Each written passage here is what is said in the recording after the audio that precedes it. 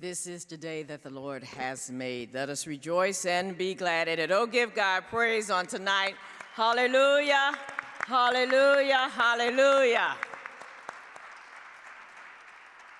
I am Minister Kimberly Limore, the Associate Minister here at St. Sabina.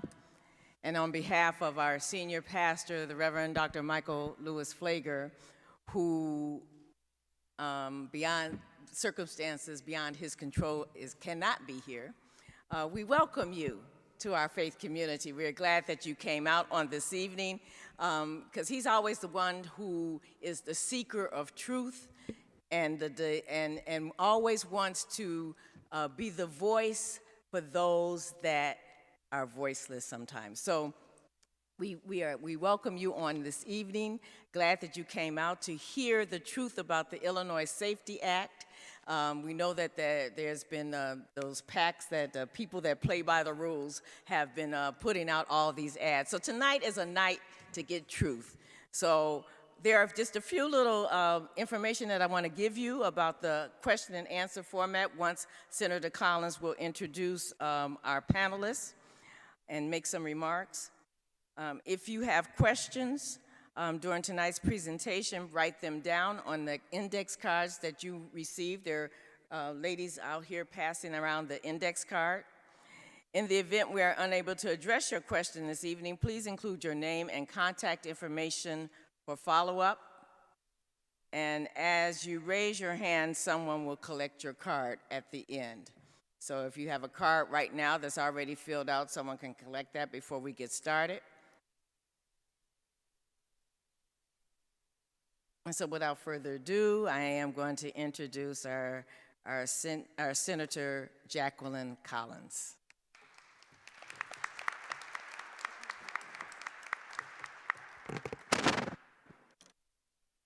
Good evening. First, I would like to thank you for joining us for the Illinois Safety Act Town Hall. I am State Senator Jacqueline Collins, representing the 16th Legislative District, and I am a proud member of the faith community of St. Sabina. And we are here, thank you, and we are here tonight because our pastor, the Reverend Michael Lewis Flager, wanted the opportunity to inform, educate, and enlighten the community on this important issue and present facts to destroy the falsehoods and present facts to disrupt the fear-mongering. Like Dr. King, Father Flager believes any religion which professes to be concerned with the souls of men and is not concerned with the slums that damn them, the economic conditions that strangle them, and the social conditions that cripple them, is a dry as dust religion. And there is no greater example of systemic racism that cripples and destabilizes the Black community than the policy of cash bail. Cash bail stands at the intersection of racism, classism, sexism, and essentially makes it a crime to be poor. It is impossible to win real safety and justice in our communities and achieve true equity until the systems that enable systemic racism are completely dismantled. Let me briefly share how we got here. After the torture and brutal murder of George Floyd in 2020, the Illinois Legislative Black Caucus in 2021 drafted and passed the most comprehensive and landmark legislation package in the nation to address the longstanding root causes of racial inequity and disinvestment impacting the Black community. The Black Caucus built their legislation on 4 pillars. First, Pillar 1, criminal justice reform, violence reduction, and police accountability. Pillar 2, education and workforce development. Pillar 3, economic access, equity, and opportunity. And Pillar 4, healthcare and human services. Tonight, we will discuss in detail the Pretrial Fairness Act that ends cash bail. This is the controversial centerpiece of the Safety Act found in Pillar 1 of the Criminal Justice Reform. The letters that spell out Safety Act stand for S, safety, A, accountability, F, fairness, E, equity, and T, today. We want the change today. It is long overdue. So tonight we will hear directly from the law's sponsors, crime survivor advocates, and public safety experts on what the law does. They will provide you with the facts to help dispel the misinformation, the myths, and the propaganda. Each panelist will discuss the purpose of the legislation and his and her perspective on the need to end cash bail for true criminal justice reform. At the conclusion of their presentation, if we have not dealt with all the myths, we will have a section to deal with the myths. We call myth busting, to dispel the falsehoods and the purge propaganda. So with that, let me introduce our esteemed panel. First, it is my honor to not only serve with this young man, but State Senator L.G. Sims was the lead sponsor of the legislation in the Senate. He not only sponsored the legislation, but he sat in the negotiations to formulate the legislation. Senator L.G. Sims, I guess I should say L.G.R. Sims Jr., I gotta put the junior in there, represents the 17th Legislative Senate District, which includes portions of the south side of Chicago, Chicago's south suburbs, and Will and Kankakee counties. Senator Sims, who serves as chairman of the Senate Appropriations Committee, believes deterrence from the criminal justice system requires investments in alternatives to incarceration, including education, stable health care, job readiness, an abundance of economic opportunities, and good paying jobs. Born in Chicago, Senator Sims holds a BA in political science from Illinois State University and an MPA from the University of Illinois and a JD from Loyola University Chicago School of Law. But besides that, Senator Sims is a champion in the Illinois General Assembly.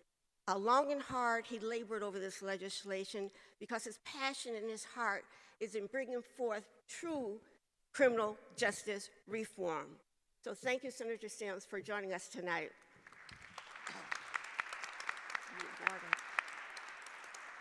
The other legislator on the panel is Representative Justin Slaughter. Excuse me.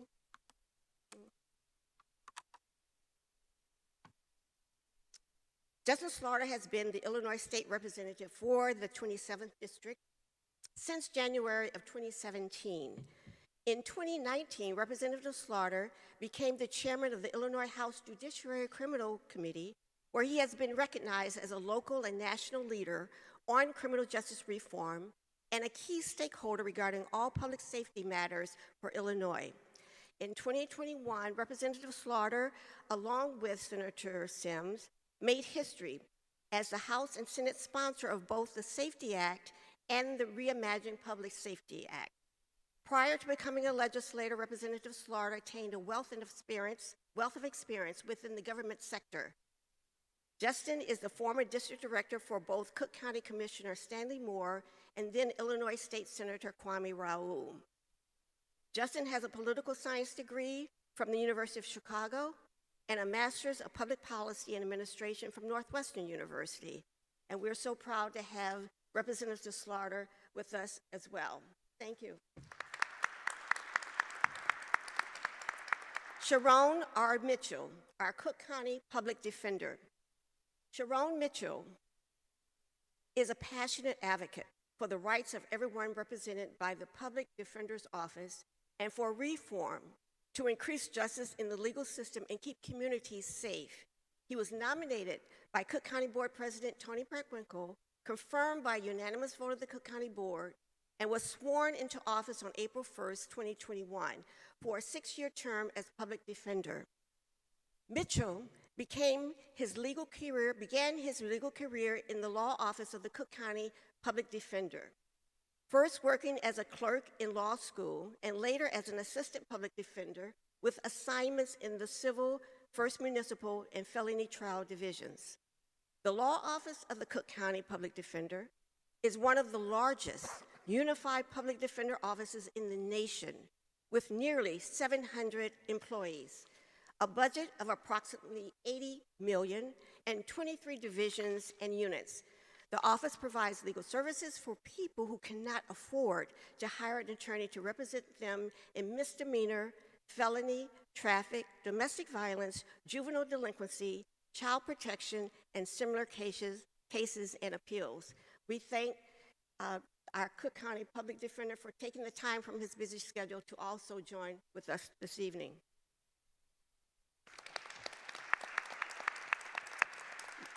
Next is Ms. Mallory Littlejohn. She is the legal director for the Chicago Alliance Against Sexual Exploitation. Mallory Littlejohn joined the Chicago Alliance Against Sexual Exploitation in 2016 as a staff attorney. Since becoming legal director in 2019, she has led the legal department's substantial growth, helping guide the strategic plan in its focus on intersectional equity, identified flaws within our legal system that harm survivors, and collaborated with partners to create legislative remedies. She has been intricately involved in the drafting of this legislation as well, and we thank Ms. Littlejohn for joining us this evening. Next is Tanya Watkins. She is the executive director of Southsiders Organized for Unity and Liberation, or the acronym SOUL. Tanya Watkins, she refers to herself as she, her, is a mother, writer, Black womanist, and from Chicago's South Side. She is a former South Suburban Chicago elected official and served as a presidential delegate in 2016. Tanya began as a leader with Southsiders Organized for Unity and Liberation, SOUL, in 2010, a multi-issue, faith-based social justice organization that assists residents in building power in the Chicago Southland. Since joining the organization, Tanya has led a multitude of campaigns demanding criminal justice reform, police accountability, and community reinvestment in Chicago. Currently, Tanya is the executive director of SOUL and SOUL in Action, and on the executive board of Black Roots Alliance. Thank you, Ms. Watkins, for joining us this evening. I see you got your supporters in the audience. That's always good. So, last but not least is Rosanna Andor. She is the founding executive director for the University of Chicago Crime Lab and the University of Chicago Education Lab. Rosanna Andor serves as the founding executive director of the University of Chicago Crime Lab since 2008 and the University of Chicago Education Lab since 2011, which work to design, test, and scale data-driven programs and practices that improve the public sector's approach to public safety and education. Since their inception, Andor has led the Crime Lab's and Education Lab's efforts on violence prevention, criminal justice reform, and improved educational outcomes in Chicago, New York, and around the nation. Andor also helped launch the University of Chicago Urban Labs Network with the creation of 3 independently run labs focused on poverty, health, and the environment. Andor holds an MS from Harvard School of Public Health, and she has taken time from her schedule because of the importance of this issue to join us this evening. So with that, I would like to open the discussion with primarily the two chief sponsors, legislators. I would like for you to open the discussion with your remarks. Thank you very much. Thank you, Leader Collins, and good evening. Thank you, everyone, for coming out this evening. This is an extremely important discussion because there has been so much misinformation about what the Safety Act is, what the Safety Act isn't, what the Safety Act also is intended to be. Let me do a couple of things. One, I want to do some level setting. And that first level setting is the T in the Safety Act, as Leader Collins mentioned, talks about today. And it speaks to the fierce urgency of now. We have waited for far too long. We have waited and we have watched as the criminal legal system has decimated communities. It has not made us more safe. It has led to a mass incarceration process and that has decimated communities. So it is time that we do something different.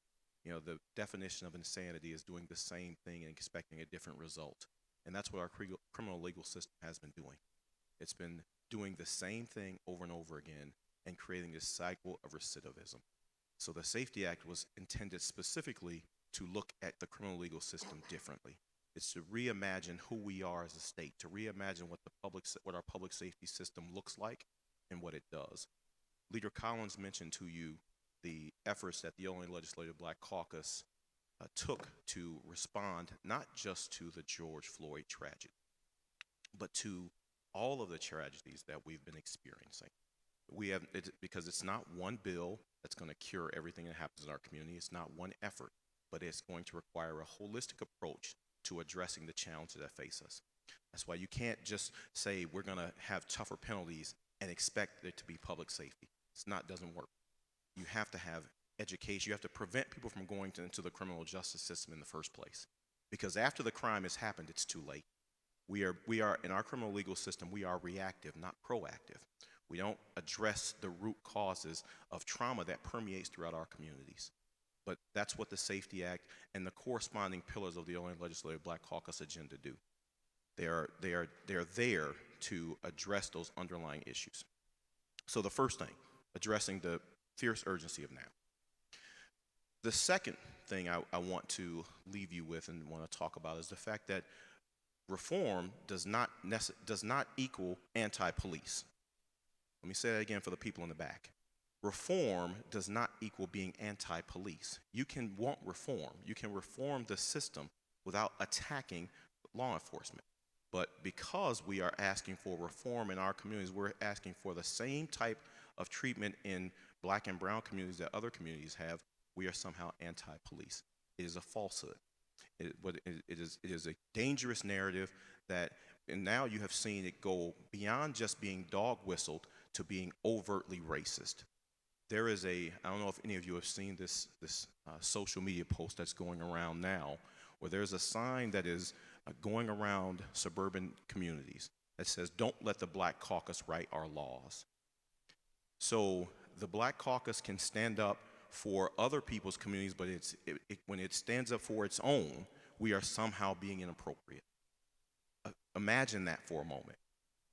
You are asking me not to respond to the needs of the 225,000 people that I represent, but you want me to respond to the other 13 million people who live in Illinois. Again, that's patently it's patently disrespectful to the communities that I represent and to the individuals that I represent. Third, we are not going away. We are committed to progress. We are committed to progress not just in one community, but in all communities. Every one of the 13 plus million people of the state of Illinois deserve the same treatment. They deserve the same access to justice. They deserve the same access to an economic opportunity and a better, brighter future for themselves. So we are not going away. We are committed to progress in our communities. We're committed to this work. But I do have one other thing I've got to address, and Leader Collins mentioned this in her opening statement about some of the myths and falsehood. There's this myth that the Safety Act passed at 4 a.m. because we tried to do it under the cover of darkness. It's false. It is completely false. The Safety Act was ready to go at 3 p.m. the day before we adjourned.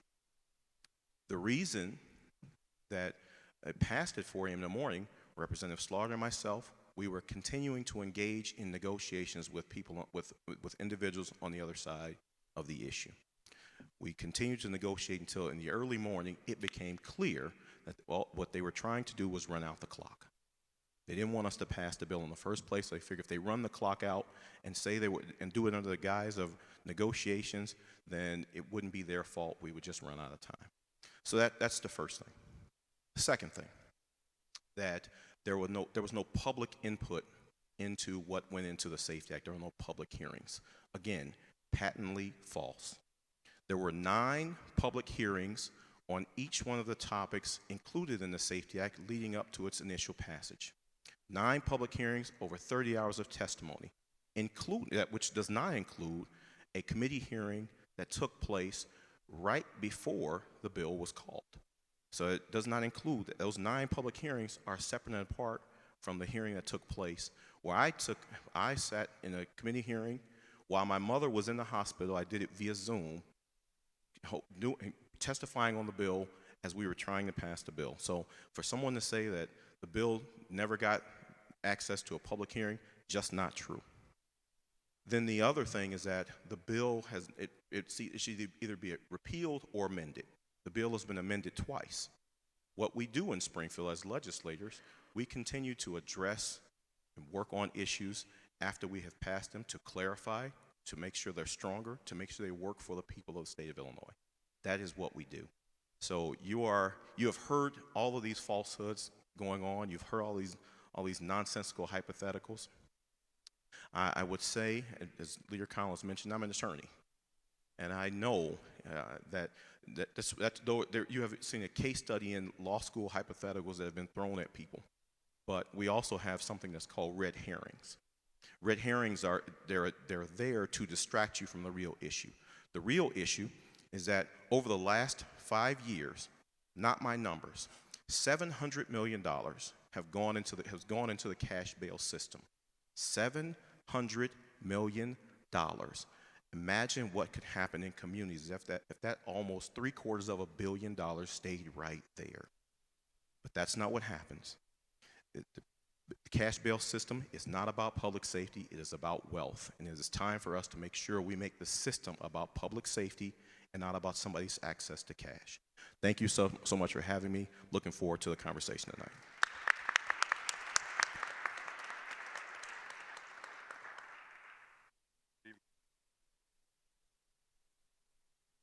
Here we go. Good evening. Again, I'm State Representative Justin Slaughter. I want to thank St. Sabina Church just for hosting us this evening.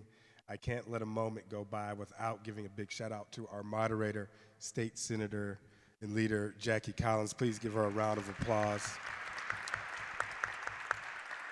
This district in our state have certainly been blessed to have Senator Collins, and we appreciate your dedication and commitment to what you've given as a legislator. Make no mistake about it. Right here locally, across this country, we are engaged in a mass incarceration crisis. Really, actually, it's destroyed communities of color, in particular, the Black community. Individuals, organizations, coalitions here across this country are doing all they can really to that benefit from mass incarceration, wanting to protect the status quo, and will do things to the extent of dangerously misleading the public, misrepresenting the intent and the objectives of reforms, putting mass efforts into politicizing what are very, very real issues in underserved communities. One of the biggest challenges that this has brought about is what Senator Collins was talking about. It's not just public safety. It's not just criminal justice reform. Many of these issues, as it pertains to social economics and communities of color, are challenges that warrant a very, very comprehensive, holistic approach to how to address these issues. And so really that's what we wanted to do. Believe it or not, there are 3 other major laws that the Black Caucus has passed: economic development, education, and also public health. But we don't ever want to look at these issues in silos. Even the Safety Act in itself, there's been some confusion on that. The bill passed onto the governor in January of 2021. Some of the myths and all of that have you thinking that this goes into effect this January. It's just the component of cash bail that goes into effect January 1 of this year. And we did a lot of great things. A lot on police reform. We looked at co-responder models, best practice training, body cams, police licensing, the issue of qualified immunity. So it's actually not just cash bail that we wanted to take a look at. The one other thing that I'll say, and I think this will come out, obviously it has, as we've been battling, pushing back on a lot of the myths and misinformation. And I guess this is a chance for Senator Sims and I to apologize if anyone is feeling uncomfortable. But change and transformation is not a comfortable thing. There's a lot that goes into changing a system. And so when you think about systemic racism, when you think about safety and justice, when you think about addressing root causes, these are the efforts that have to go into this. One of the other things I want to pick up on what Senator Sims said, this actually was not just a moment to address a lot of the George Floyd challenges. A lot of what's in the Safety Act were bills, efforts, initiatives that have really can be tracked back decades. When you think about a lot of what the Black Caucus, and you talk about leaders like Harold Washington, first Black mayor of Chicago, you talk about leaders like then State Senator Barack Obama, the first African American to be the president. We wanted to honor the efforts that many of our forefathers that came before us have put into this effort. So a lot of it was taking things that we've discussed before. When you talk about this not being discussed and being passed in the middle of the night, decades of discussions, to be honest with you, have gone into the provisions that are in the Safety Act. With that said, tremendously proud of the efforts and of the individuals that are here tonight on the panel. We will not take a step back. This is about taking a step forward, moving forward with the Pretrial Fairness Act, and truly, honestly, realizing safety and justice and fairness in our state. Thank you.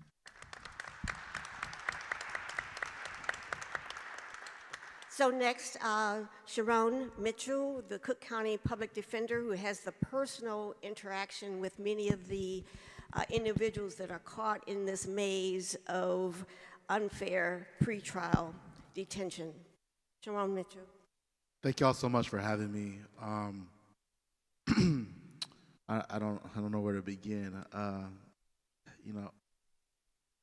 from Chicago, was born on 67th and South Shore Drive and moved to West Pullman. And I think I always knew growing up that we have a dual crisis in our community.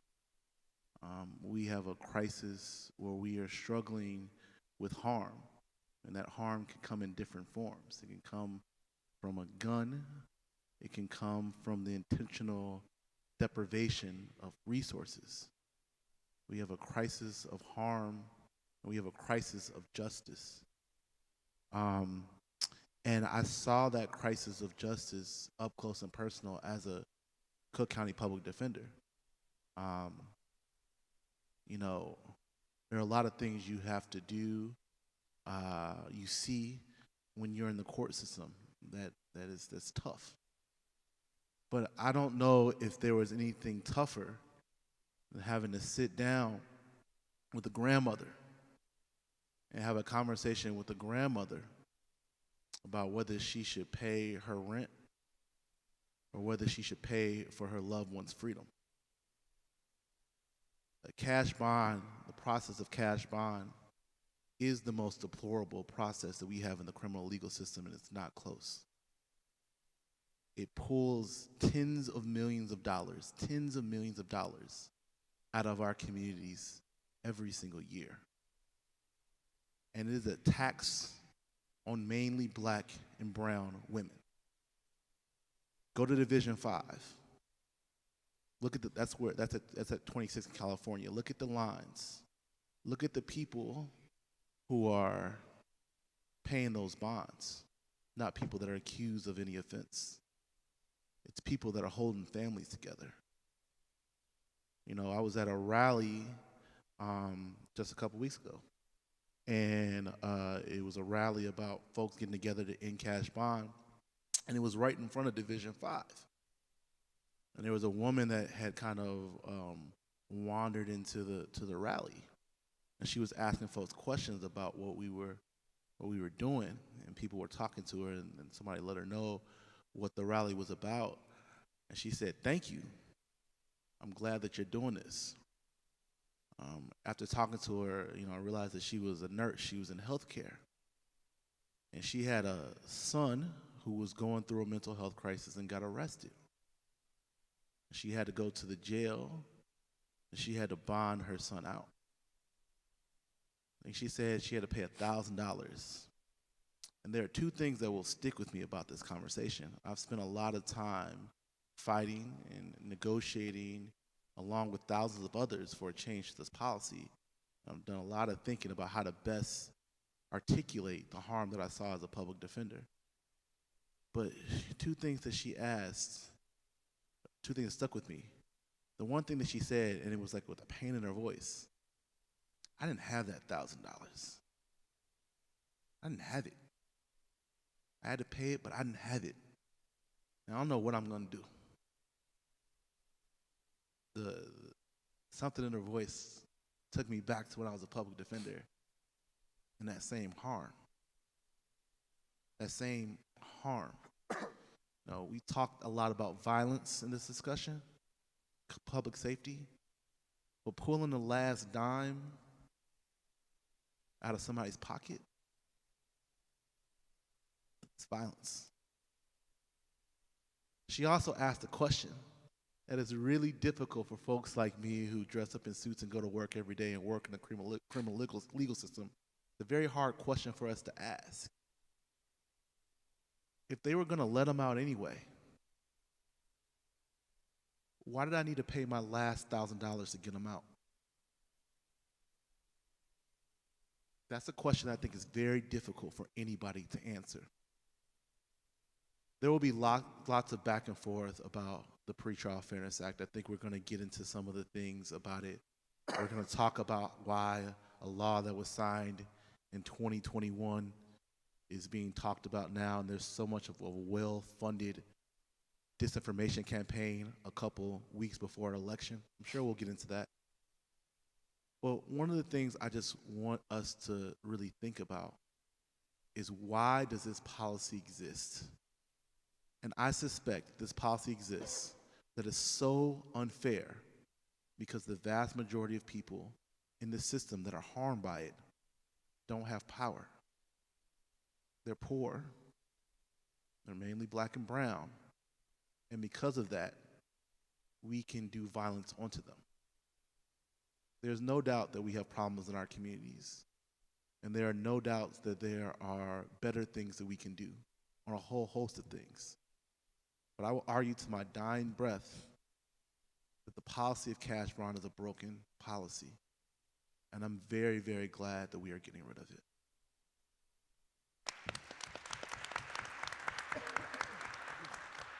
Thank you, Sharon. Now let's hear from some community voices, women that have direct insight into how it impacts within the community, how it falls out within the community. Let's start with Tanya Watkins of Soul. So I wrote my remarks down because sometimes I say bad words, and I want to respect that we are in the church. So good evening. My name is Tanya Watkins, and I'm the executive director of Southsiders Organized for Unity and Liberation, also known as SOUL. SOUL is a Black-led, Black-centered, faith-based organization working at the intersection of racial and economic justice in Chicago's Southland.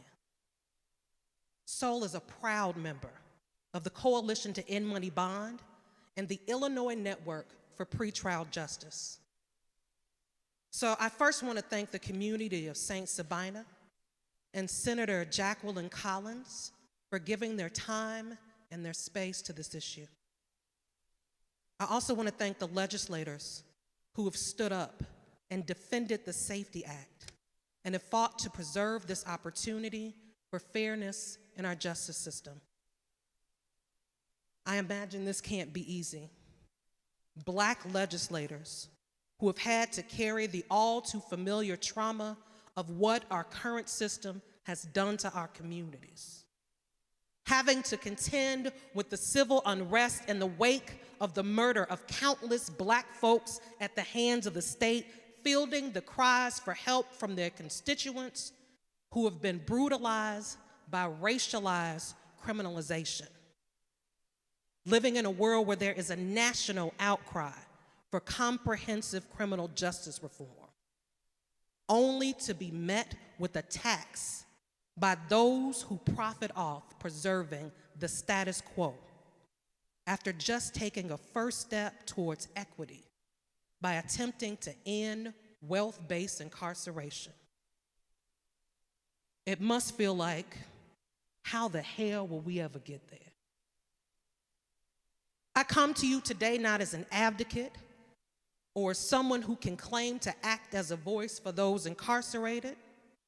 I am neither a politician nor a policy expert. I stand before you as merely a survivor of harm and violence, domestic abuse, sexual assault, some incidents where I've had property stolen, and other instances where I had the lives of people that I loved stolen from me. I've lost countless folks to violence in this city, some to gun violence, some at the hands of police. But the one thing that all of these tragedies had in common was that they happened under our current system that fails to keep us safe. A system that appears to be above critique and reform because we allow it to be. But I am tired, I am angry, and that is why I am here with you today. So I don't want to bore you with sad stories because I'm sure a majority of you came to get some facts. In February 2021, Illinois adopted the Safety Act, the Illinois Legislative Black Caucus's landmark criminal justice, police accountability, and violence reduction omnibus bill. It was a response to the murder of George Floyd and too many others, which highlighted for the country our history of pervasive systemic racism, mass incarceration, and institutional violence, and the overwhelming need for policy change. This larger bill contains a key provision called the Pretrial Fairness Act, which will, in January 2023, end the widespread use of wealth-based pretrial incarceration that disproportionately impacts Black, brown, and low-income people in this state. Those nationwide protests occurred even in small towns across Illinois and emphasized that the state is ready for a new vision of public safety that includes a commitment to racial and economic justice. The Pretrial Fairness Act reflects this shift. It is the result of years of work by community members, advocates, legislators, national experts, and institutional stakeholders, developed through hours of public hearings, testimony, extensive negotiations, even with law enforcement, and community building. Illinois stands to be the first state in the country to prioritize public safety over wealth by ensuring that being poor is not the sole factor in whether someone is jailed while awaiting trial. Nonetheless, from the moment the bill passed in January 2021, conservatives and law enforcement began spreading misinformation to undermine this historic policy change. This tactic is part of a national trend in which opponents of criminal legal system reforms leverage the media to amplify misinformation to scare and confuse the public about reforms that correct harms experienced by people of color and marginalized communities. I personally find it ironic that this targeted misinformation campaign, fueled by more than $40 million in conservative money, magically hits the doorstep of Black communities just in time for campaign season. Yes, I said it. Much of this information has been debunked in news outlets across the country, from USA Today to Block Club Chicago, from NBC News to the Associated Press. In fact, Illinois was actually featured in a Snopes article, which I personally find absolutely embarrassing. This targeted misinformation campaign, which only seeks to cause chaos in our communities, restricts us from having the conversations about what our communities need to actually achieve public safety. So before I yield the floor, I want to clear up some of the basic questions that I've gotten over the past few weeks. People held pre-trial have not been convicted of a crime. There are thousands of people in Cook County Jail right now who have been accused of something. And we all know how accusations, particularly for people who have not been provided due process, can absolutely ruin a person's life. These individuals, despite what they were accused of, get a jail sentence before their day in court. There are also folks that spend years in jail pre-trial, only to have their cases thrown out once they get to court, but not before they have been robbed of huge chunks of their life. And then there are others who, although they proclaim their innocence, take plea deals, confessing to infractions they didn't commit, just because the promise of getting back to their lives and family quicker is something they are unwilling to pass up.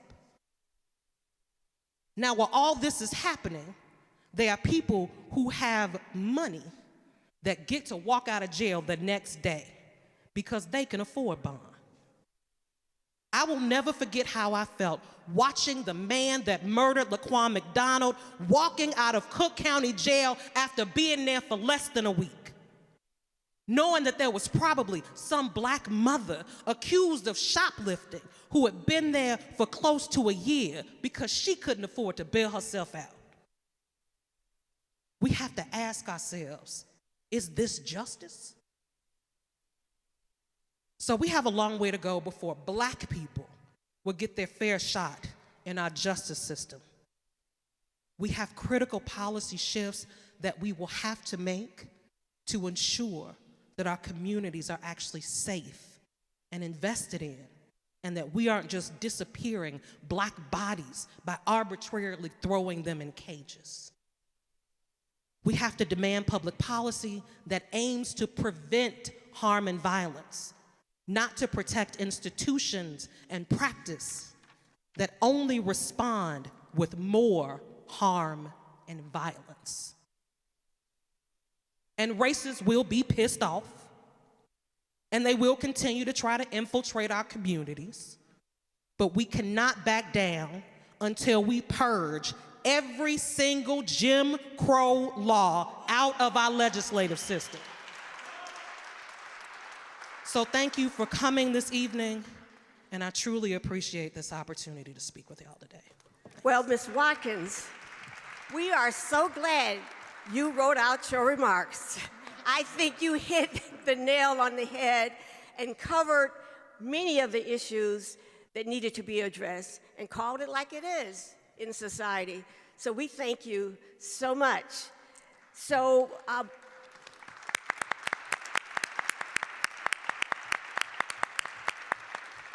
before I introduce Mallory Littlejohn, I want to recognize our alderman of the 17th Ward who has joined us, Alderman David Moore, and committeeman of the 17th Ward Democratic Organization.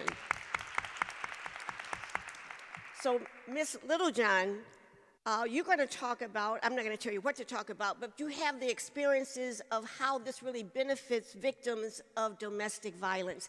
Because initially, I believe, many of the domestic violence advocates were not in agreement with the legislation, but it was the language when you sat at the table and worked with Senator Sims and Representative Slaughter that you really provided the language that would ensure the protection of victims that fall prey to domestic violence.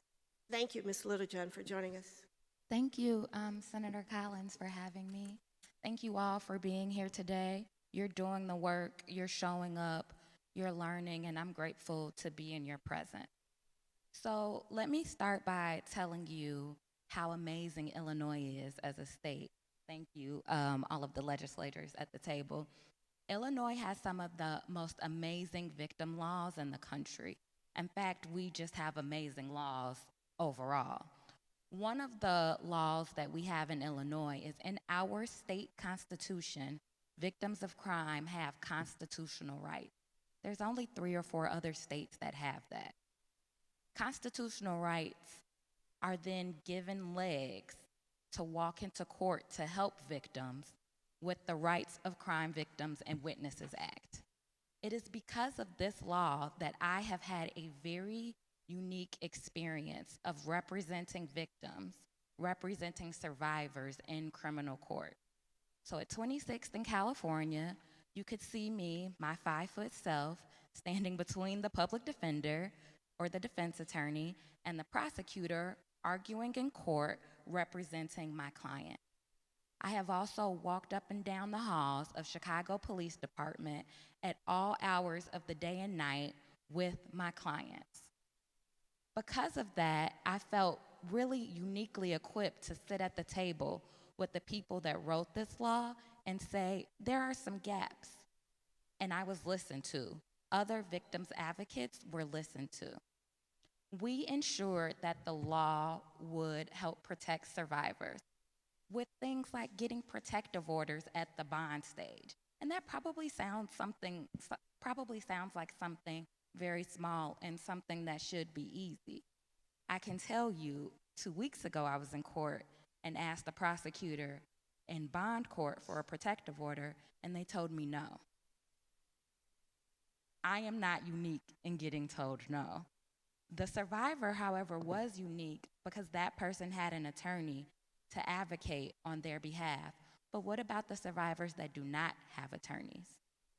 What about the survivors, mostly Black and brown women, who are being abused, who don't get to have their voices heard in court?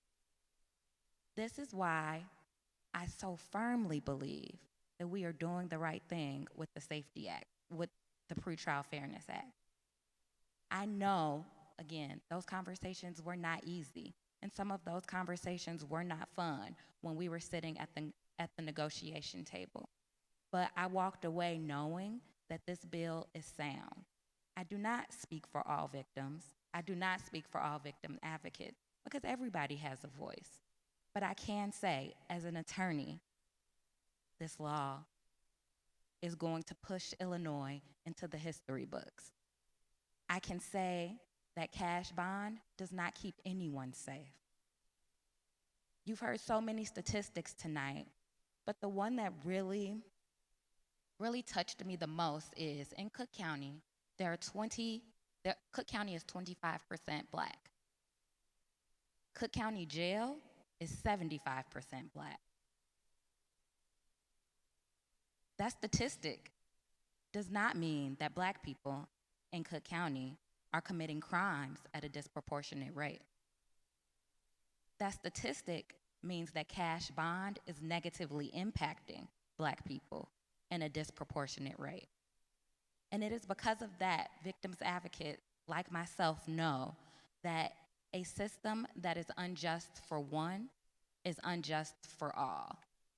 I don't care how many panels I have to be on. I do not care how many lies I have to correct.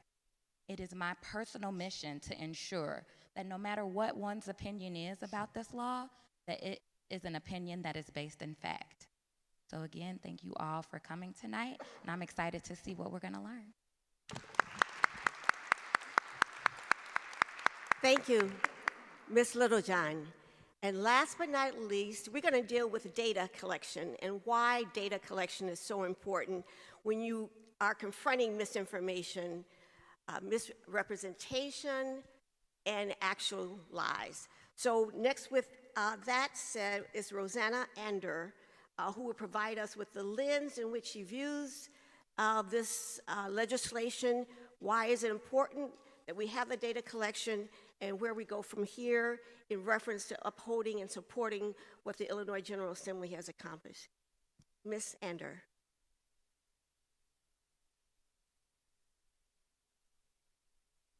Thank you so much, and thank you for including me in this really important conversation. So just to sort of reiterate what Senator Collins said, I work for the University of Chicago Crime Lab. We're a nonprofit, nonpartisan research organization dedicated to improving the public sector's response to the dual crises of gun violence and America's broken criminal justice system. We design, test, and implement innovative programs and policies that generate evidence on how to make government more effective at solving these overlapping and systemic issues. For example, over the past few years, we've collaborated with Heartland Alliance and 9 community-based organizations to design, test, and study a program called Ready Chicago, which is a large-scale initiative to connect individuals most at risk for gun violence involvement and justice system harms with employment in paid transitional jobs, with counseling and supportive services to help them create a path to a better future. So for tonight, it's once again a reminder that discussions on how to improve public safety and tackle the gun violence epidemic are largely viewed through the prism of policing. In recent years, the debate has focused on whether to defund or reduce police funding, or whether to increase resources for police. These are important decisions, to be sure, but our conversation about policing too often overshadows the longstanding concerns about the rest of the criminal justice system, including its sheer scale. The United States has the largest prison system in the world. There are 2 million people in the nation's prisons and jails, a 500% increase over the last 40 years. That's 2/3 of the population of our city. Changes in sentencing law and policy, not changes in crime rates, explain most of this increase. As with the harms from ineffective and unfair policing, the harms from detention disproportionately, as we've heard over and over tonight, have an impact on communities of color and Black men in particular. Pretrial detention is enormously costly to defendants since it can mean the loss of a job, housing, educational opportunities, and begin a downward spiral even before the defendant has a day in court. Pretrial detention is also costly to taxpayers at $13.6 billion each year nationally. For context, this far exceeds our federal budget to provide Head Start and early childhood education program to nearly 1 million children annually. We would argue, however, that public safety needs to factor into our conversations and about the future of pretrial detention and the criminal justice system. We need to be talking about public safety as well as fairness and justice. Communities that suffer the most from the social and economic harms of detention are also those hurt most severely and most often from gun violence and other violent crime. The city of Chicago, like other cities around the country, is experiencing historic rates of gun violence. Our analysis of the current gun violence crisis found that for Black residents, the city is actually more dangerous than it's ever been. We also know that high-profile incidents of defendants who are released who commit a new crime, in particular a violent crime, have the potential to derail the public's commitment to the much-needed and long overdue criminal justice reform. The public debate that we're having right now about the Safety Act and criminal justice reform in Illinois is a continuation of a debate that we've been having for the past 50 years. It pits those who worry about the harms of the criminal justice system against those who worry about the harms of crime itself. The debate plays out as if it's inevitably a zero-sum game. Do not be fooled. That is a false choice. At the Crime Lab, we don't think that safety and fairness are inherently in tension. And I think it's going to be really, really important that we make sure that as the bill is implemented, as the law gets put into place, that we have an honest conversation about how it's working, for whom it's not working. I think every ambitious law, with all of the intentions that were built in, we know that the real world, it might not play out that way. So I think making sure that as the bill gets implemented, the public has a right to know what impact it's having. And I think for too long, our government has been opaque and not been willing to be transparent and hold itself accountable. So I commend those who are paying a lot of attention to this new law, and I think the government has a responsibility to make sure that they are honest about what's going on and how it's working. I think the ending of cash bail for good reason has gotten the lion's share of attention. It's a much needed and long overdue reform to our criminal justice system. But I also think it would be a missed opportunity to not recognize the many other aspects of the bill that I think also have the potential to do tremendous good, whether it's the investment in and requirements for training of police officers, whether it's the requirement that police officers that are a problem in one agency can't just go to another agency without the public knowing that, without information being shared, and also the recognition that we've actually also asked police to shoulder too much of the burden, and to really make sure that we have other parts of our ecosystem being built out and stepping forward. I think that's what's in the best interest of communities, but it's also even what's in the best interest of police officers themselves. If you talk to officers that are working in communities that have high rates of violence and lots of disinvestment, they also know that they don't have all the tools to provide the community what they need and what they deserve. And for far too long, we've expected that they are going to, with a badge and a gun and very little training, frankly, be able to do that. So I think that the investments and the pushing for these co-responder and other parts of the system are really important parts of the bill as well. So we've done some work in the state of New Jersey as the partner for that state's criminal justice reform. Very sweeping, very ambitious, including coming close to ending cash bail there as well. And I think what they did right, and what I'm encouraged by in the bill here, is they knew that as they implemented it, there would be some mid-course corrections needed. There would be some alterations needed, and they were committed to really closely monitoring the impact of that sweeping legislative reform, and they've stuck to their word. There are changes being made, specifically as it relates to domestic violence. The sort of assessments didn't perform as well in terms of domestic violence, so we're working with them right now to make some adjustments based on that.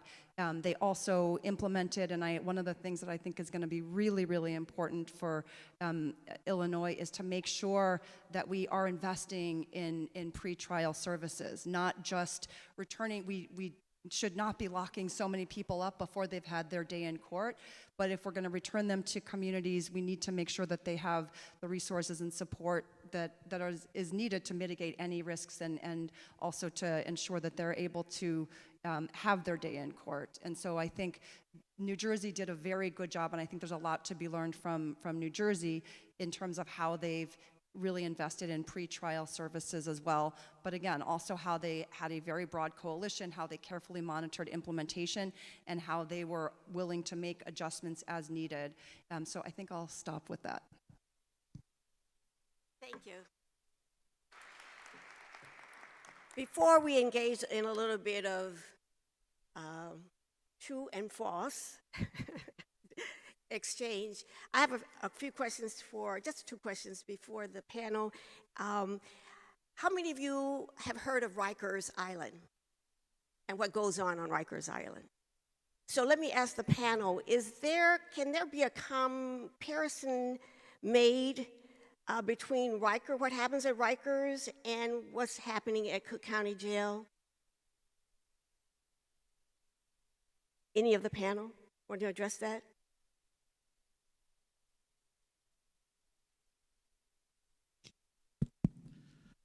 No, listen, Rikers Island, the jail in New York, Cook County Jail is a jail here in Chicago. And the similarities are that you have the majority of people in that space that have not been found guilty of any crime, where you have a number of people who will eventually either have their case dismissed or found not guilty. And it is a jail. And the reality of the situation is that when you put people in jail, there are consequences to that.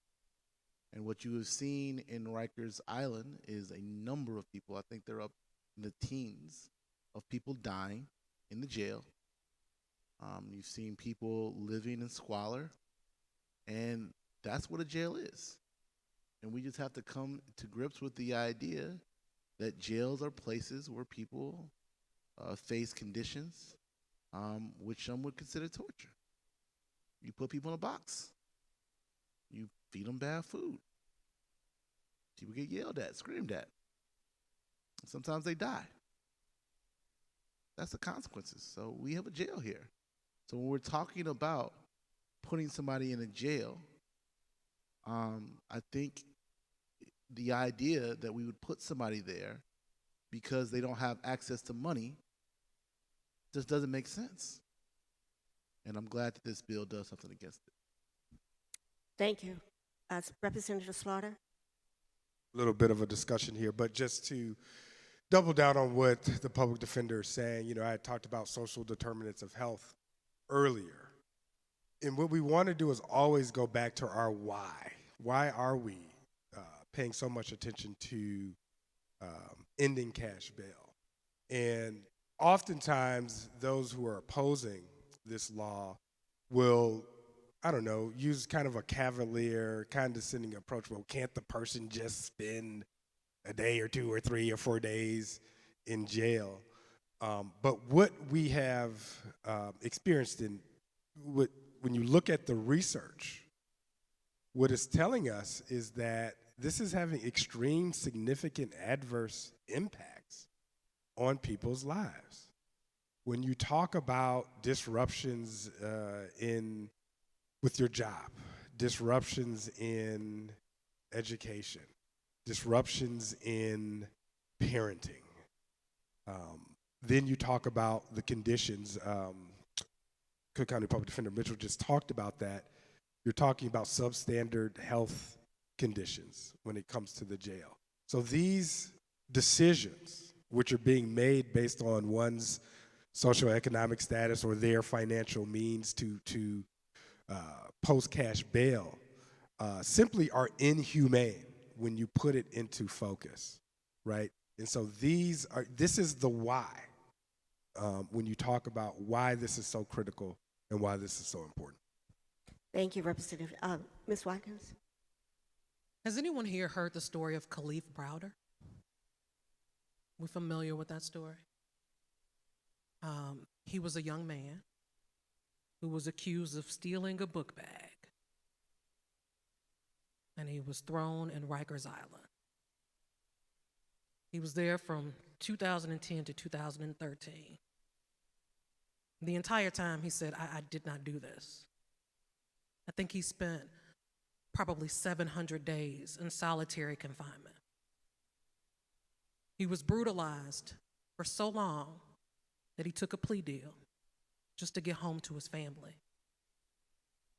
The trauma that Khalif experienced was so intense that he later ended up taking his life. I don't know if I've come across a person that read that story that was not impacted, that didn't feel something.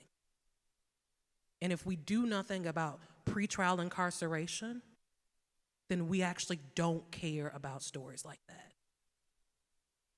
That is happening time and time again right here in Cook County. We are responsible for the unjust incarceration of dozens of people. So when folks look and say, Rikers Island is terrible, so are we, unless we're willing to do something about it. In fact, that's true, Ms. Watkins. Cook County Jail has a worse record in its inhumane treatment of those who are being detained than Rikers Island. So many people are not even aware of that. And there are only 2 countries, I believe, and someone might want to correct me, there are only 2 countries in the world that has cash bail: the Philippines and the United States. That says something. And where cash bail has been initiated, or banning of cash bail, have there been any rise of crimes, or has there been a decrease in criminal activity? Does anyone address that? Senator Sims. There was a study that Cook County implemented a move away from cash bail several years ago. There was a study done by Loyola University Chicago that talked about the move away from cash bail. And as we moved away from cash bail, they said there was no measurable increase or uptick in crime as a result of the move away from cash bail. Less than 5% of individuals went on to commit a violent crime after being out on cash bail. Let's think about that for a moment. What you have heard, the investments in the misinformation campaigns will lead you to believe that crime is running rampant on the streets, and it is because we are even considering, and we've talked about, and we've passed the elimination of cash bail. The crime that individuals are talking about happens under the cash bail system. What you will see, academics, disinterested individuals who only want to see what happens with the system have shown. That's why data is so important. We talk about emotions, we talk about anecdotes, but when you start talking about data, the data shows that there is no increase in crime as a result of the elimination of cash bail. But folks will have you believe that, oh, if we don't have cash bail, you're not holding people accountable. If we don't have cash bail, they're not responsible. Well, the reality is our criminal legal system dehumanizes individuals. When it tries to send you into a system that fails more than 50% of the time. Think about that. Where else would you have a business model that fails 50% of the time that you will continue to invest in? It would not happen. So we are doing the same thing and expecting that we will have different results. We have got to understand that the criminal legal system that we are investing billions, not millions, billions of dollars in, it is creating a system that forces individuals to recidivate. Well, Representative Slaughter talked about this a little bit earlier. The Supreme Court, the Illinois Supreme Court invested in a study that talks about 3 days count. It only takes 3 days for you to be incarcerated to find that your life starts to unravel.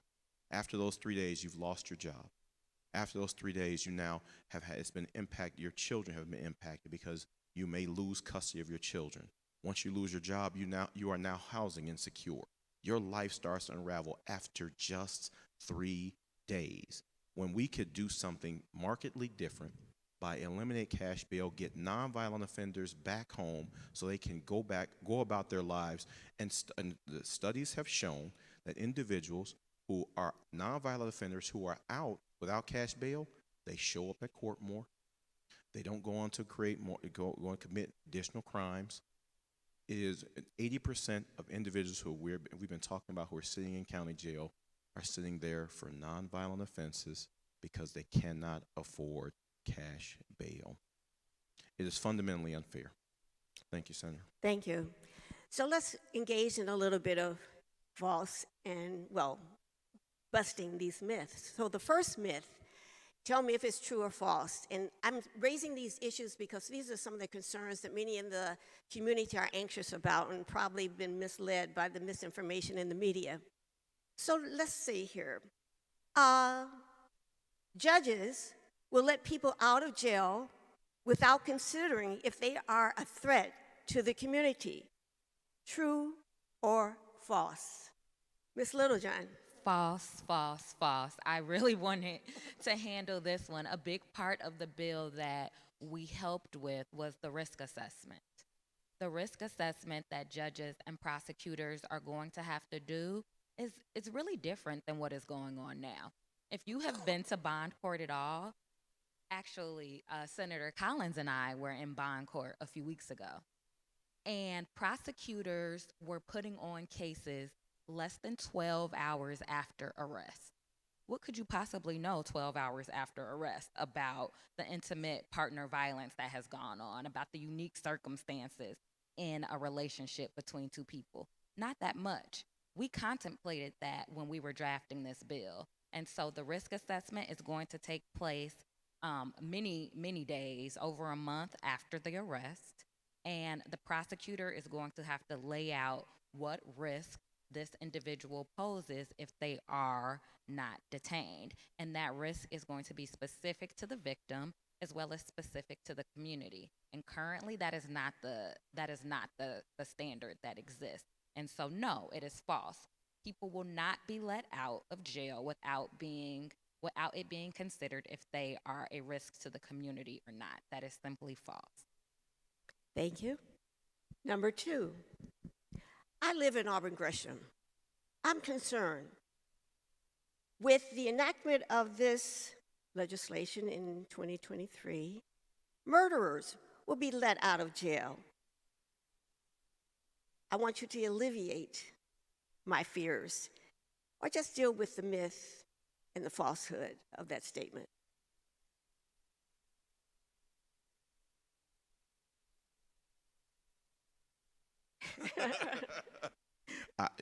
I'm certainly open to taking that one. That is patently false. Under the Safety Act, under the Pretrial Fairness Act portion of the Safety Act, if an individual is accused of a violent felony, that person will be held in custody. If it is determined by the judge, is determined by evidence presented by the prosecution that that person represents a threat to a person or to the community. That is part of the scare tactic that has been put out into the universe.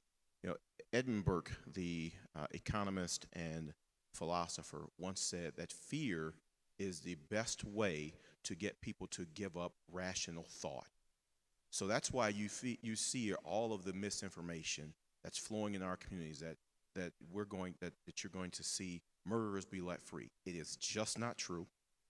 There will absolutely be an individual accused of murder, individual accused of any violent offense would have to go before court. The prosecution would be allowed to make their case of why this person is a threat to the community, the threat to a person, and why they should be detained, without any consideration given to whether or not they have $1 or $1 million in their pocket. And that is the status quo right now. Is there's no determination by a judge.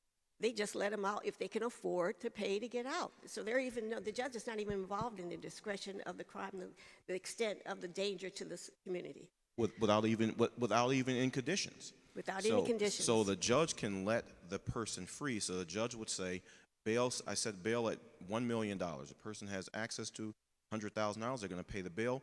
The person walks free. The judge doesn't say go get anger management. Person doesn't say you're required to have electronic monitoring. The judge doesn't set anything. Once they pay the cash bail, they walk right out of the jailhouse doors. Let me just ask this because it came to my attention.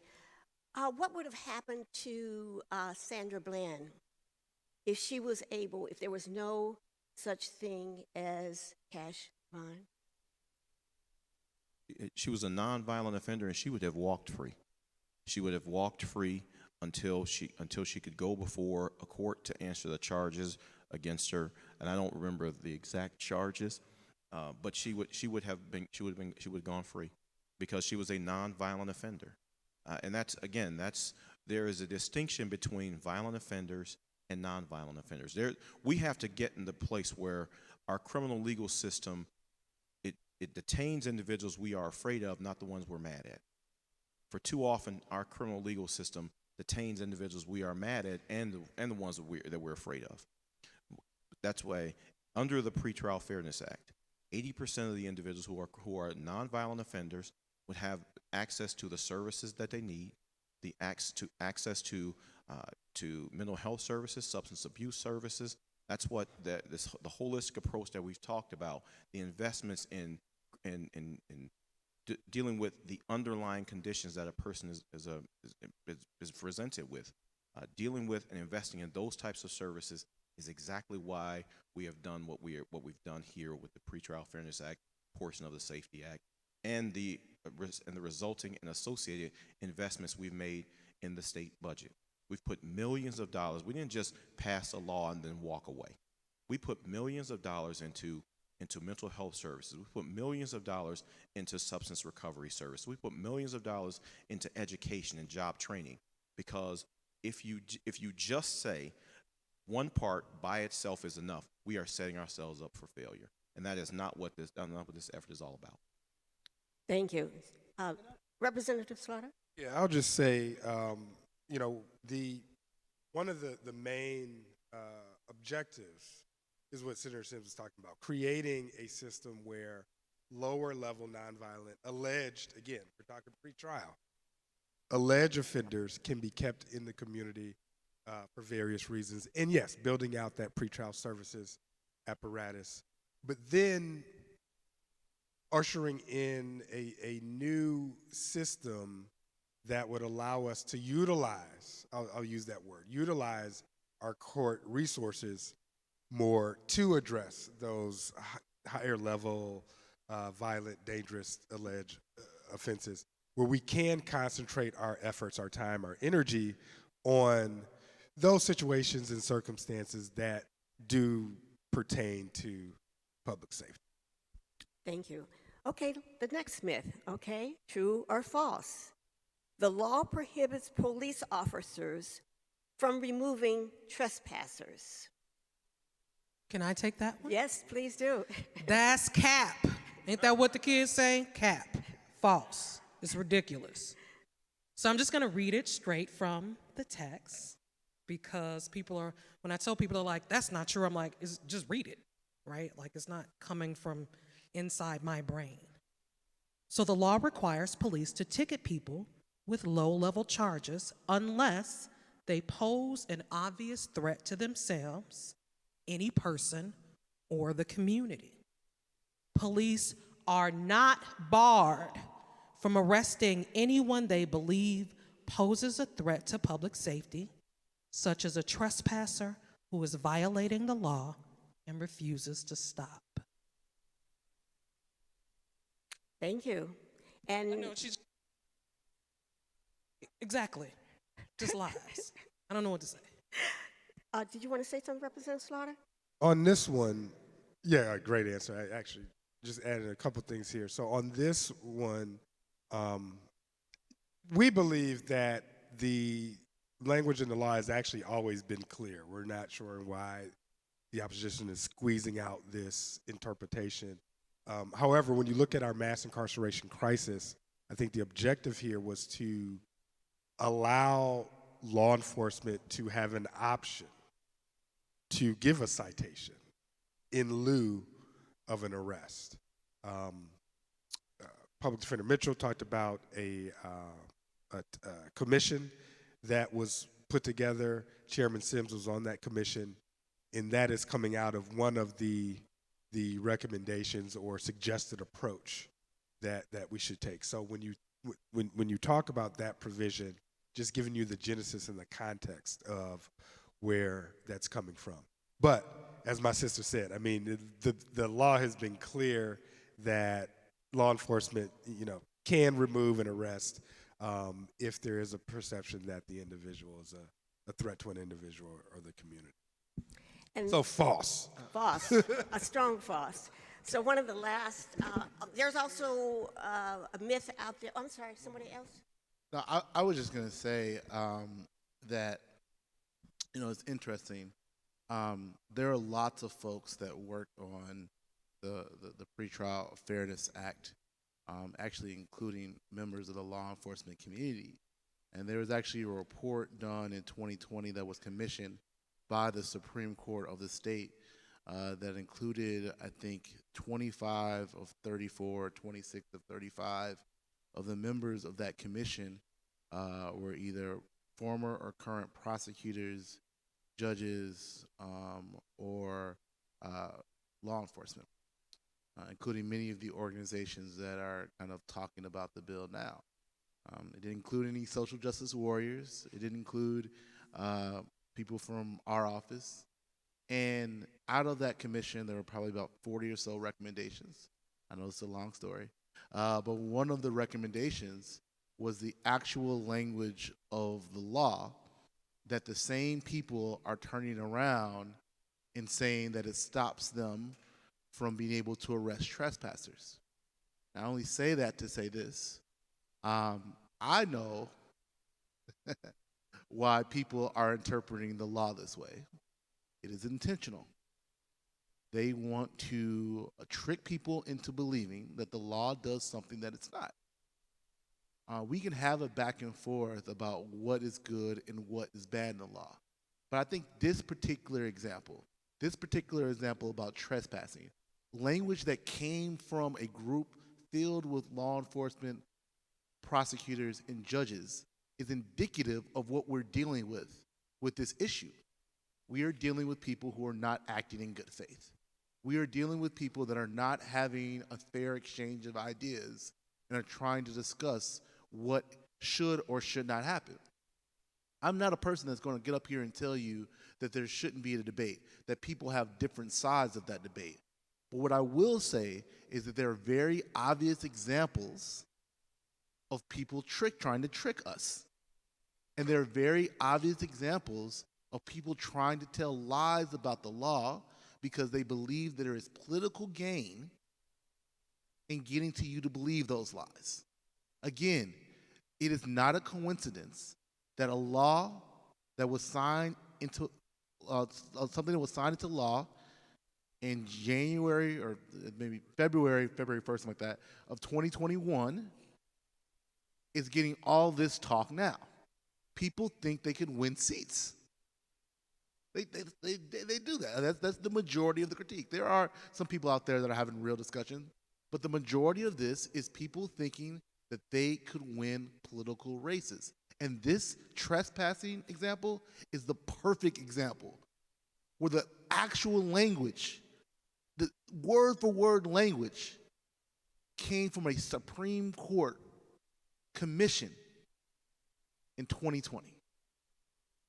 So what I just heard, there were prosecutors, law enforcement, judges at the table, which right now the myth is, especially in what I read today in the Sun-Times editorial, that they were taken aback, caught off guard, but in fact, law enforcement were at the table.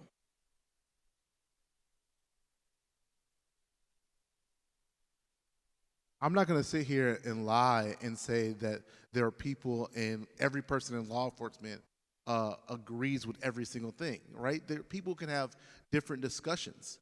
But this idea that this was something that was done in the dark of night and that it wasn't something that people had been working on for nearly a decade and that there weren't commissions and work group and public meetings and subject matter hearings, that part is just false. This commission had sheriffs in it, it had chiefs of police in it, it had state's attorneys in it, it had multiple members of the Illinois Supreme Court, it had multiple members of the Illinois Appellate Court. And they came up with very particular language, around 54 recommendations.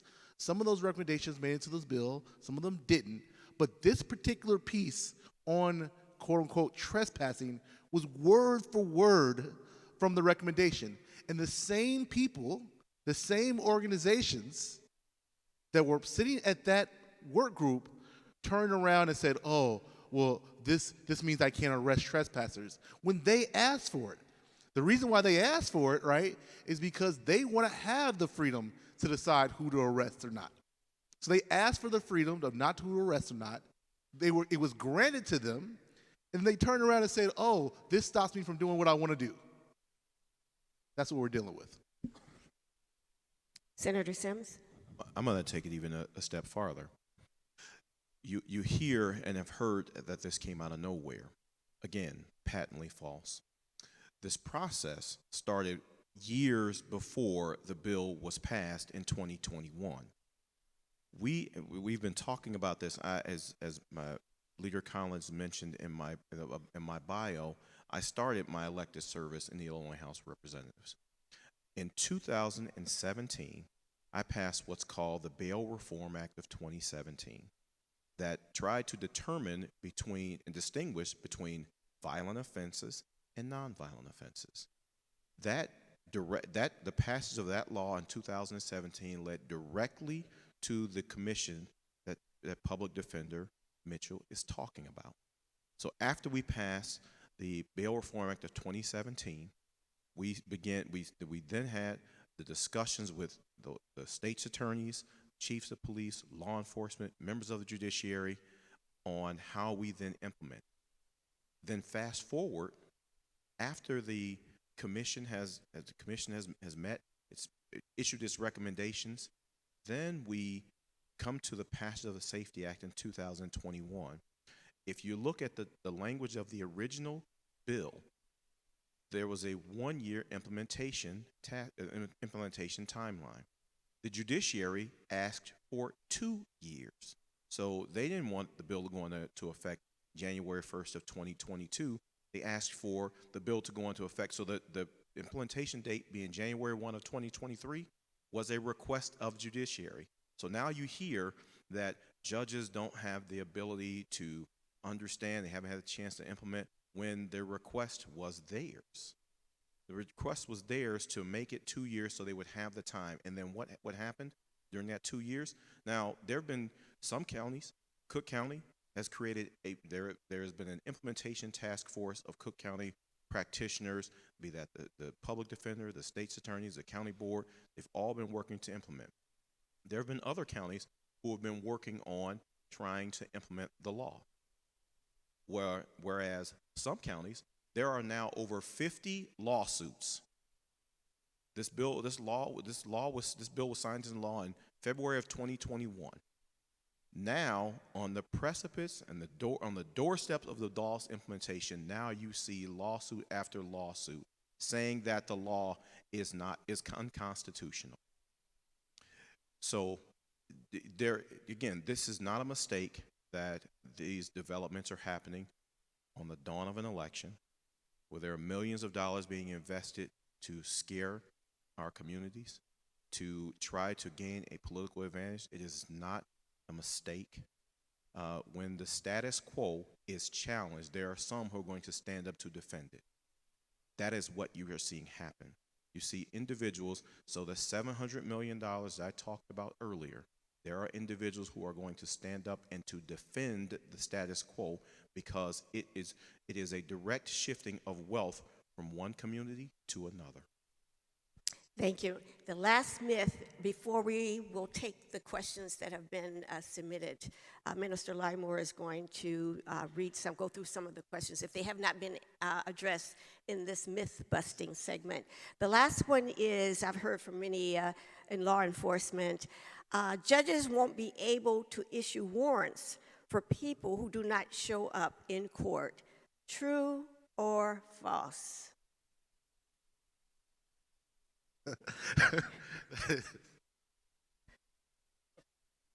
It's false.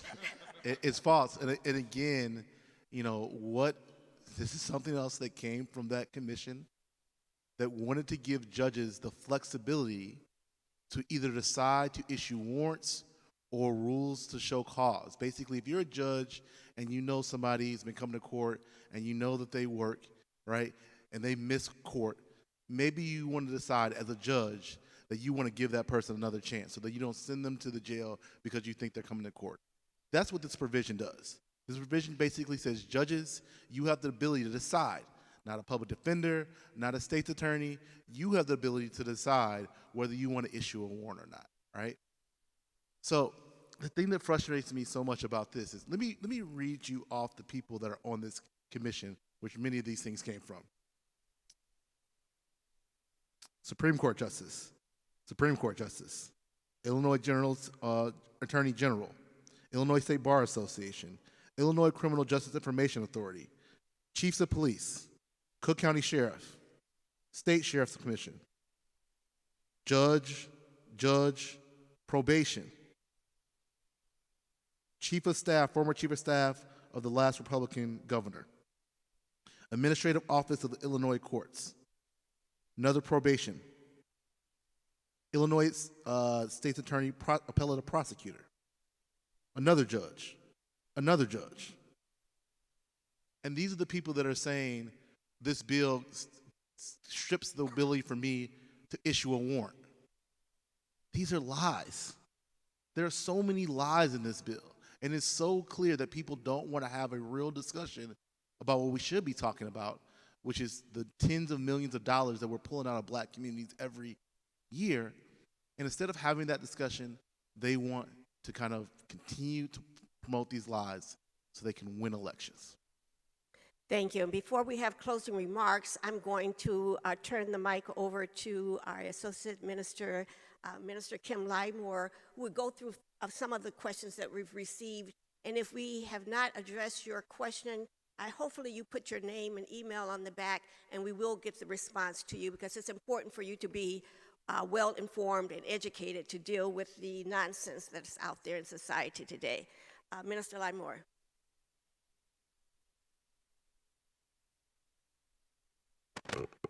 So nobody put their information on the questions that I have. So if you do have any questions that did not get answered tonight, please put it on the card and your information, email, whatever, and they will be in the back collecting those cards. Under the Safety Act, how will police help those who have been assaulted?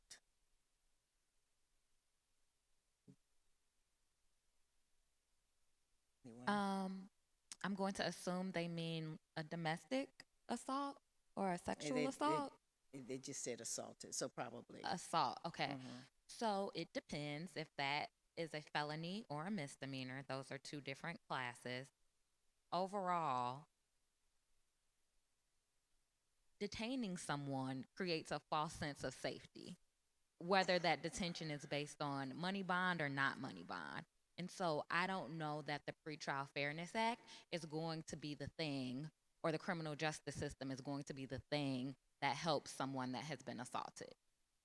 The victim in that case will be able to come to court and be heard at the detention hearing.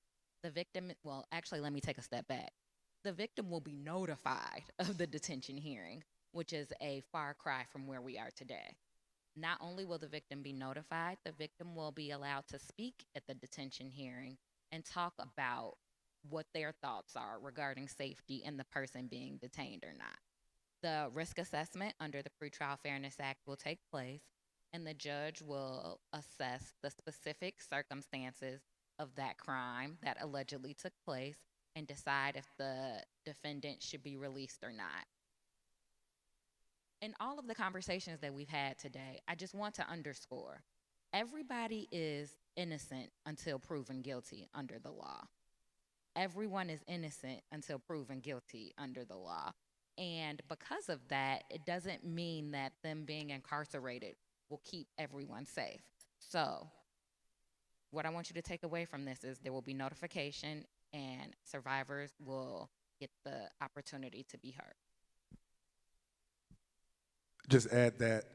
I think the question was, how does this maybe help law enforcement or something like that? Help But those who have been, I think help those who have been one, assaulted. yeah, one of the points that I wanted to make was that I do believe moving to this new system will honor the work of law enforcement. Oftentimes, when they are able to apprehend and arrest, and Roseanne, I know you got the data on this, but when they are actually able to do it, sometimes public safety is jeopardized because the alleged offender enters into this terrible revolving door system where they're right back out on the street, right back released, because they are able to post cash bail.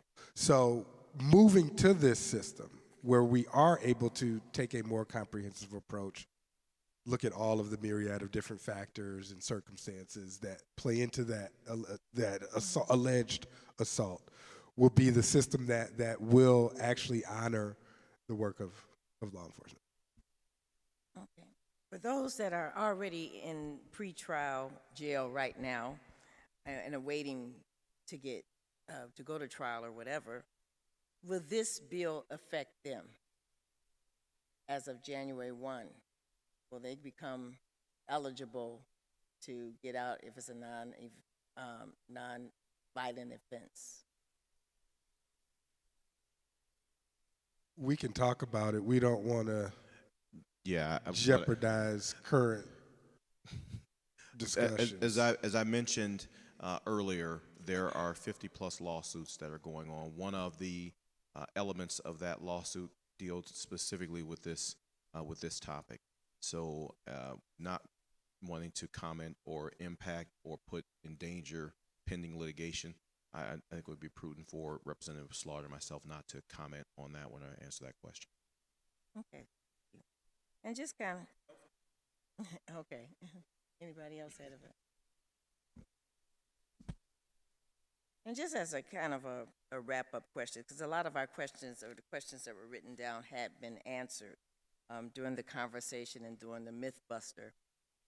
What else should we know about HB 3653 that benefits people and communities? Minister, the Safety Act in its totality is the most comprehensive criminal reform law that has been passed not only in Illinois history but across the country. It deals with and that's why the acronym stands for safety in our communities, accountability for law enforcement officers, and fairness and equity in our criminal justice system today.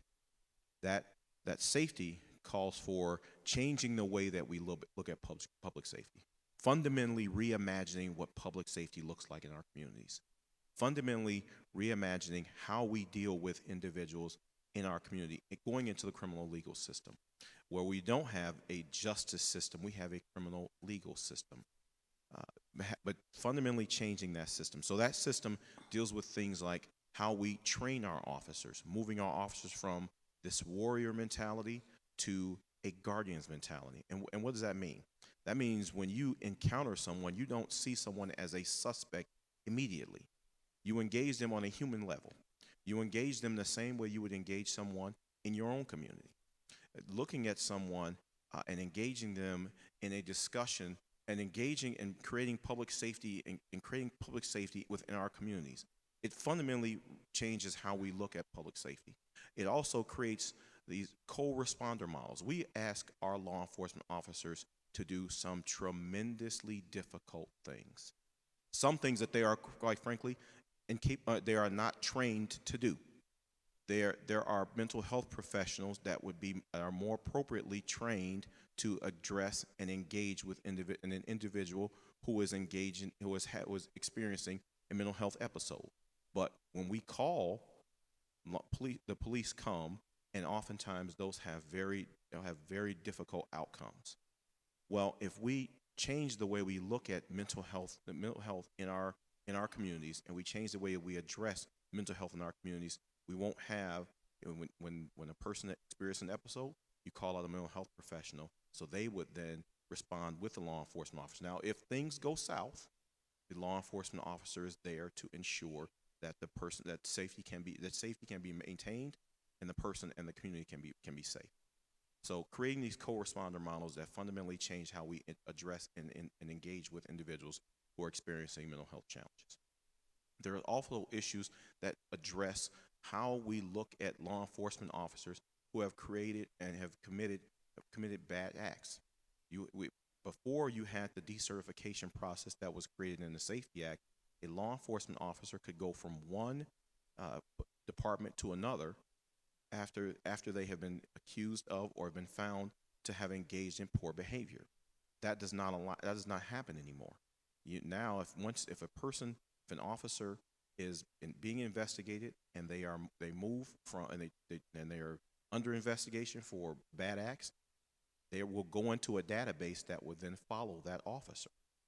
So that if that officer tries to go from one department to the next, then that information is in a database that the new department can then find. Another element that includes in the Safety Act is the ability for individuals to make anonymous complaints against law enforcement officers. Prior to the passage of the Safety Act, you would have to go in and have a sworn affidavit if you wanted to complain about an officer. That had a chilling effect on individuals who in fact wanted to and had bad experiences with law enforcement officers. So individuals would not go in and make a complaint against an officer because they feared retaliation. Under the Safety Act, that element has been removed. There are other elements from sentencing credits to the change in how we count individuals for redistricting purposes.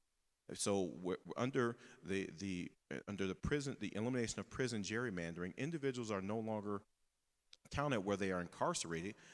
They are counted at their last place of residence. If you have an individual is going to return home, because the vast majority of individuals who have been convicted of crimes, they're not going to stay in the correctional facility where they're housed. They're going to return to the very community where they left. So, but the resources, the individual where the individual is counted remains where the person was incarcerated. Again, it fundamentally changes our public safety system. The Safety Act, it is truly one of the most comprehensive, forward-thinking, progressive criminal justice reform measures that this state and this country has ever seen. Rosetta, did you have something? Thank you. I just I think it was such a great question to end on. It's what does the public have to gain from this new law? And I think, as I mentioned, we've been doing some work with the state of New Jersey, who passed pretty sweeping criminal justice reform, including largely ending cash bail, but lots of other things as well. And while they took 3 years to sort of plan for the implementation, when they started implementing it, crime went down, the incarcerated population went down, and so it really demonstrated that you don't have to trade one for the other, that you really can have both. And I think the thing that is just going to be really important is the devil, no pun intended, sorry, I shouldn't say that here. The devil is going to be in the details, and it really is going to be so important that this is implemented effectively and that we're carefully monitoring what's going well and what changes are still needed. And I think that is really incumbent on the public to continue to hold our elected officials accountable, to demand the data and the information, so that if changes are needed, as well-intentioned as all of this is, if changes are still needed, that we have the opportunity to do that, because it is the same communities that are bearing the harms on both sides of this equation, the harms of the criminal justice system and the harms of the gun violence. And so we need to make sure that we're not only paying attention to one side of that ledger, and I think ensuring that there are resources to, and I do want to point out that, if we are having more people, which, that is the goal, not spending time pre-trial locked up and they're in the community, then we need to make sure that there are the resources to support them in their community. Great, thank you. And just as we're closing out, I want each of you to answer this question. We have seen the polls that are out, and Governor Pritzker is leading, and Kwame Waiwu is leading. But could you answer the question, why should I vote? Each one of you, just answer that question for everyone in here. Why should they go out and vote on November 8th?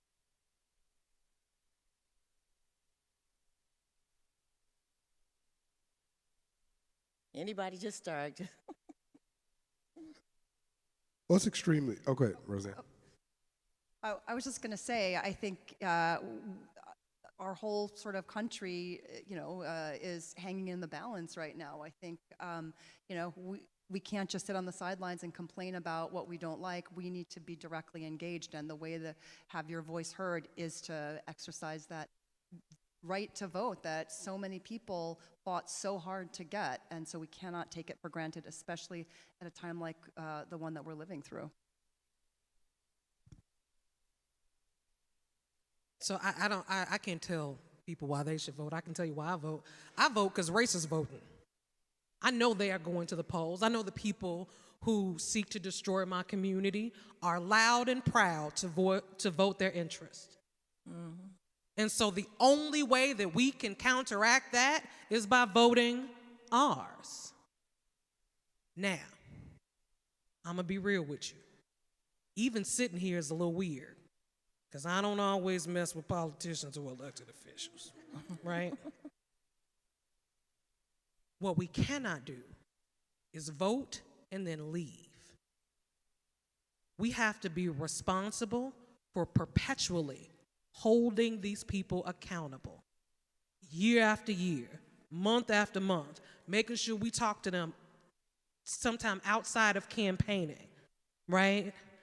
Going to see them, traveling to Springfield. If anybody want to go to Springfield, let me know. We'll be rolling down to Springfield. See me before you leave.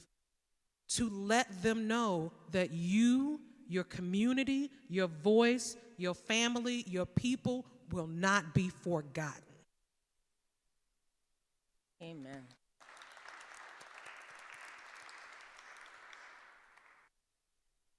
I look at democracy as a verb.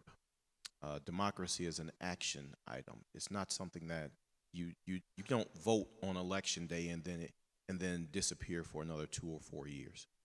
That is a fundamental failure in the system, and it's fundamentally failing to. It's a fundamental failure in our communities. I expect to be held accountable. I expect to have communications with my constituents.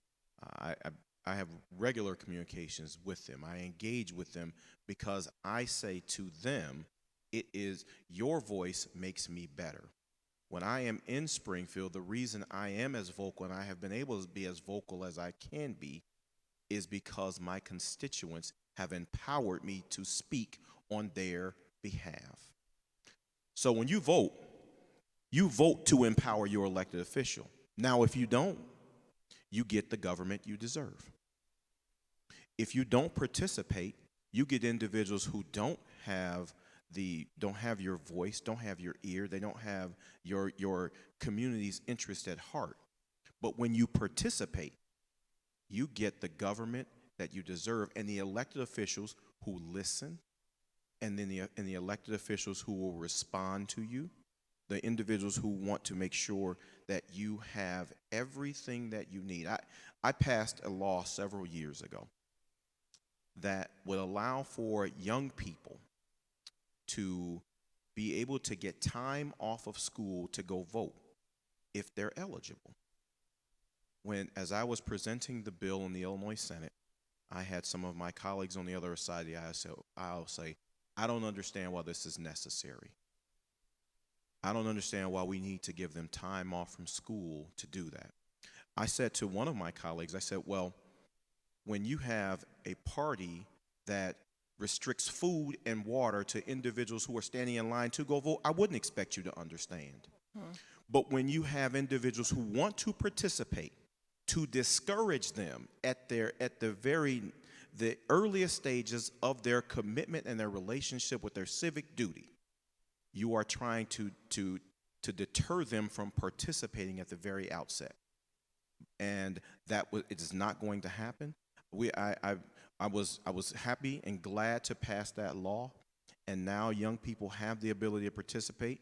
But I would say if you don't vote, you are going to have individuals making decisions to you and not for you.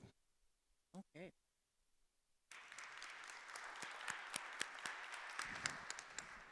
I've done a lot of studying of criminal legal reform, both here in the state, but also in the country. The Safety Act, I believe, is revolutionary, but folks have tried to do big things before. And in every single state where there was a major criminal legal reform, there was a rollback. Every single one. We're talking about New Mexico, New York, New Jersey, Alaska. Folks roll things back. Sometimes they even roll things back months after the bill was passed. You hear conversations about people trying to roll back a bill that hasn't even passed yet. I was doing a radio show in like April or May of 2021. This was after the Pretrial Fairness Act was passed, but obviously it wasn't January 1st, 2023 yet. And I got on the show, I had talked on the show previously about the impact of ending cash bond. And it was one of these shows where there's like a conservative and there's a liberal, and for like 3 hours they argue. I don't know why people listen to these shows, but it is what it is. And the conservative on the show started to question me as soon as I got on. And he said, well, there's been so many murders in Chicago, and Governor Pritzker passed a law to end cash bond. What do you have to say for yourself?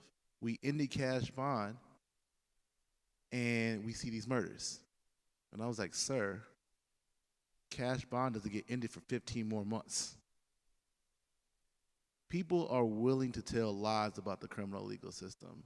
And there are people who don't have the same perspective that folks that we have when it comes to the failures of the criminal legal system or the racist impact the criminal legal system has. So what I suspect, and I think Rosanna talked about it a little bit, is that there will be lots of pushes to roll this bill back, roll this law back. And what happens at the voting booth, I think, will determine how successful those efforts would be. There are people who are in charge of criminal legal systems that do not believe that racism exists in the criminal legal system. They've told me. There's people who are suing the state of Illinois right now who say that I don't believe there's any race problems in the criminal legal system, right? And left to their own devices, not a detailed study of what's actually happening, not a evaluation of how it's going, just that basis, right? That the criminal legal system is fine and we don't need to change it, will create the change that we could possibly see. So I think the importance in voting is people who understand, who are realistic about the failures of the legal system and who understand how it can have racist impacts. I believe they should have a say too. Anyone else real quickly? I'll just say that, our democracy is really a process and not an event, especially when you think about communities of color and those that are disadvantaged. A lot of it for me is just honoring those who came before me in terms of the fighting, bleeding, dying to give us the opportunity to step into that voting booth. And the importance can never be understated. You want to vote to obviously have individuals that do stand up for your interests. But when it comes to creating change, affecting change, being a catalyst for change, and Dr. Martin Luther King talked a lot about this right before his death, you have to do it through public policy. You have to do it through public policy. This is why this law has garnered so much attention. We're changing public policy. And so, it's the process, and I really appreciate all the comments, because it's not about just creating laws or empowering your elected officials, as Chairman Sims said, but when you talk about what Roseanne was talking about in terms of these efforts being rolled back,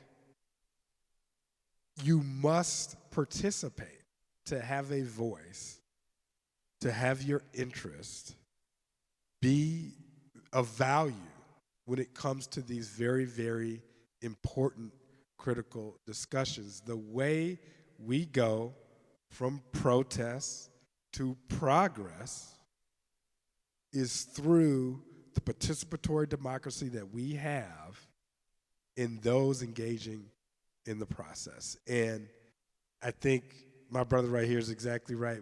When it comes to election cycles and what we're going to see, it's going to be very, very telling in regards to the temperament, or where we're at with some of the bold, ambitious efforts and initiatives that we have been able to, that has been able to come to fruition. And so, yeah, it's one of, if not the most important thing that's a part of this discussion. Thank you so much for this question, because it allows me to stand on my second favorite soapbox. My first is ending money bond. My second is voting for judges. Don't forget that your judiciary is elected. And you need to know who these people are, what their records are, because every single question that was asked today, every myth, every lie, goes back to judges. And so it doesn't matter how much work we all do. It doesn't matter how many times we go and canvass. It doesn't matter how many panels we sit on. It doesn't even matter how often you call your state senators. If those judges on the bench are not following the law and aren't working in our best interest, this will all be for naught. So that is why you have to go vote. And that's why you have to tell your friends to go vote. I think for the average Chicagoan, it feels attenuated to know what Kwame Raoul is going to do for you. But they know what happens when they go to that judge for that traffic ticket, or for child support, or for that felony gun case. So you have to go vote. You have to research your judges. And Justice Watch has a great section where they talk about judges, and you can get so much information on them.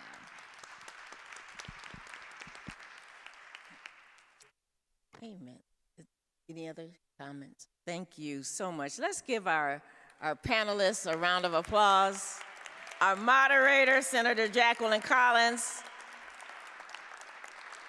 and yourself for coming out and staying to the end. Amen. It tells us, in the Bible that the people perish because of lack of knowledge. So we thank you for coming out and wanting to get informed. We thank you for spending this time. We thank the panelists for spending their time and just putting together this forum so that we can go out and know that we are informed when we go to the polls on November 8th. Again, we ask you to keep our pastor and our faith community in prayer as we go through this trial again. And so just keep us in prayer, and keep, especially our pastor, our senior pastor, keep him lifted up in prayer, and that this will be resolved expediently. Have a blessed evening. This will be posted, I think, on our website probably tomorrow. So if you want to go back and listen, if your question did not get answered, please write it down, put your email information or your information on there, and give it to Kathy Welch in the back of the church. Make sure that if your question did not get answered, they want to make sure that every question gets answered. So make sure that you leave your questions with Kathy in the back of the church. Thank you again for coming out, and be blessed and be safe on tonight.